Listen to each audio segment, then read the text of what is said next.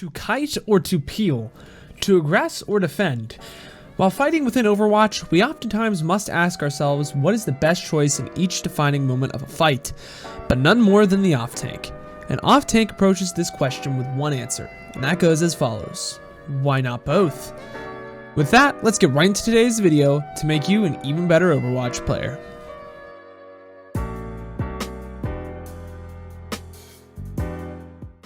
Before we get into this video, I just want to inform you all that we are halfway through the process of this series.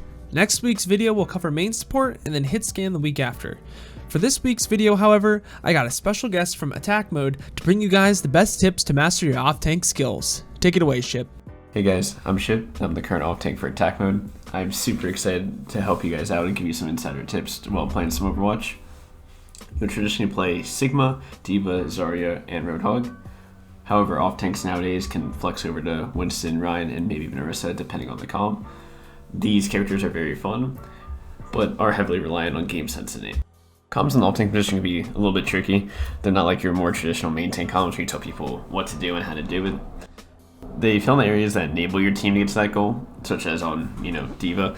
You can call it defense matrix on who it is and when you're doing it, so they can get more value. You can also call it on abilities, like create no stuns or personal. In some instances, for me, I like to talk a lot, so calling out times when we can push and go aggressive, or maybe kite out and be passive, that your main tank might not see, can also be very useful as an off tank to help them out. So more traditionally, if you're starting out to calm, it's kind of hard to do everything at once, so I'd start out with rotations. Like for Sigma, I'm shielding now, and then I'm dropping shield now, is a good place to start. Each off-tank has a little niche thing they should communicate. It's a little different with each off-tank, but the concept of how to comment is still the same. Now on to Sigma. I know this hero gets memed for being really easy, which getting value while learning this hero is pretty easy, but the hard part is mastering it to the fullest potential. He also has, his kit has a lot, and he can do almost everything really well, except move really fast, unironically. Now on to Sigma's Kinetic Grasp. This is the I'm in trouble button, meaning that you can use this to bail yourself out of tough situations that you wouldn't normally survive because you get that overshield. This ability isn't limited to yourself though, you can use it on your teammates, kind of like d.va Defense Matrix. And it's also better to use natural cover when possible, so you don't get rocked or stunned, or have a little place to fall back to when it runs out as well. Now on to Sigma's second ability, Rock. The weird thing with this ability is that saving it for the easy rock moment is the best. Throwing it off cooldown is kind of a throw. It's also a super important call out when you're using rock on someone, you can land it, so that way your team can follow up. Someone once told me that they're not afraid of the stun, they're afraid of the follow-up that comes after it, so keep that in mind when using rock. Now on to Sigma's third ability, his shield. As the new update comes through, you kind of have to play this Orisa playstyle of holding a corner, using your shield to get in and out, and giving up a corner, going to the next corner. Since it's on a 3-second cooldown, it makes a huge difference, and you're not as free to move as you were before. You can still use your shield to help and save others, but you gotta remember it's on that 3-second cooldown, so you gotta be really cautious when you use it, so you can keep yourself safe. Now onto Sigma's ult, Gravitic Flux. Solo ulting someone or getting a large group of people is good, as long as you and your team can follow up. My big tip here is to use natural cover or a shield when you use Flux. Do not fly up to Narnia. I've seen a lot of people do it. You will get rocked and stunned out of it and your ult canceled. Natural cover in your shield is way better, trust me. Now onto Sigma's primary fire. There's some places on the map you can get to high ground by shooting your primary fire at the ground, and once you take that ticket damage and press spacebar, you can get to the high ground that you couldn't before. Now onto d.va, most fun hero of them all, in my opinion. But all jokes aside, this hero is more game sense based on where you should be and who you should be annoying / taking attention from. Now onto d.va's first ability, Hair Boosters. Most, obviously you can use them to get to high ground and move a little freely and go all across the map. But more kind of like a niche thing is you can use them to boot people or displace them. In my opinion, displacing them as d.va by getting a little boop off the high ground is very underutilized, and you can use that in your gameplay to even get a pick, boop someone off high ground that way. Now to d.va's micro missiles, they don't really need a extremely long explanation. They're just good at shield break. They can be used in a 1v1 versus support or DPS, and even a tank as well. They're best used at close range to make them easier to aim, but they still can be used as long range, just again, a little bit harder to aim. Now we're on to d.va's Defense Matrix, or DM. This is one of the most important aspects of d.va's kit, because you're able to negate almost all damage except for beams like Zarya or Simbeam. Calling out when you're DMing or defense matrixing someone is super important because it can either enable your team to go in farther or it can save them when they're very low and about to die.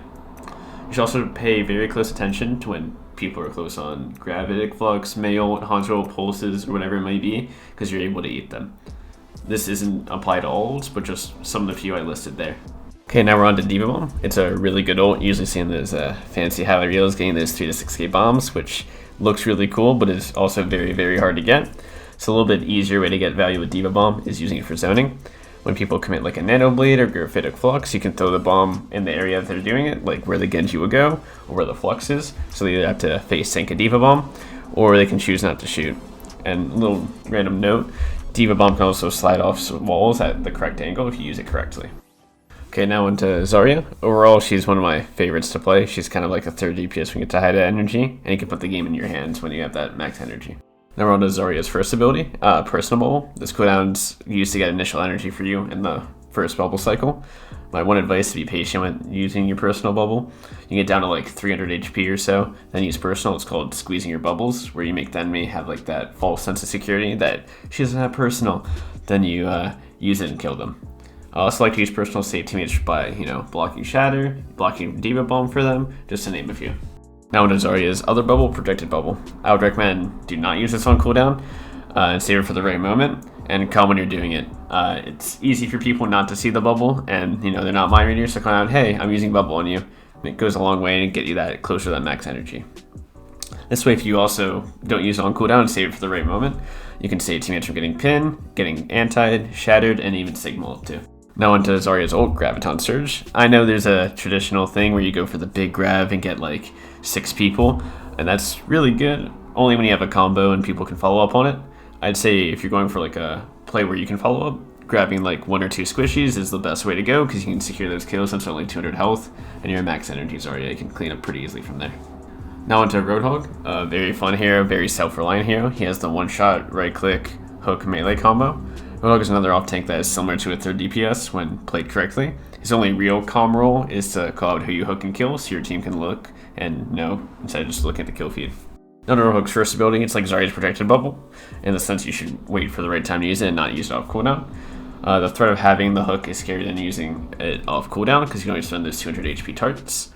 Always remember to hook, shoot, punch, and sometimes if you want to ensure that one-shot kill, you can right-click, hook, shoot, and punch. Now onto Roadhog's Take a Breather. You can obviously use it to self-heal, but you can also use it to tank a little bit more, because you have that 50% damage reduction. So if you're getting shot up a lot, you can kind of use it to take the damage reduction and survive that way. Now onto Roadhog's ult, Whole Hog. This ult can be used to displace people and get a good amount of kills, but also solo ulting someone's just as good. I personally like to use it for primaling Winstons, even Bobs, or even if someone's low and have to reload, I can just use it to finish them off. I just want to thank Paz for letting me do this and help give you guys some tips. If you guys are interested in learning more or have any questions, you can join my Discord, follow me on Twitter, and follow me on Twitch. If this video helped you out or provided good tips you hadn't known before, consider giving it a like and subscribing. Schipp's socials, as well as mine, are listed in the description. Also, big shout out to Gar for providing some better pixelated quality gameplay recordings. Thank you Demitar as well for helping with recording. Reminder that I do stream every Monday, Wednesday, and Friday at 4 PM EST, and updates are always posted on my Twitter and in my Discord. So, thank you guys so much for watching, but I've got to peace out and Paz out. I'll see you in the next one.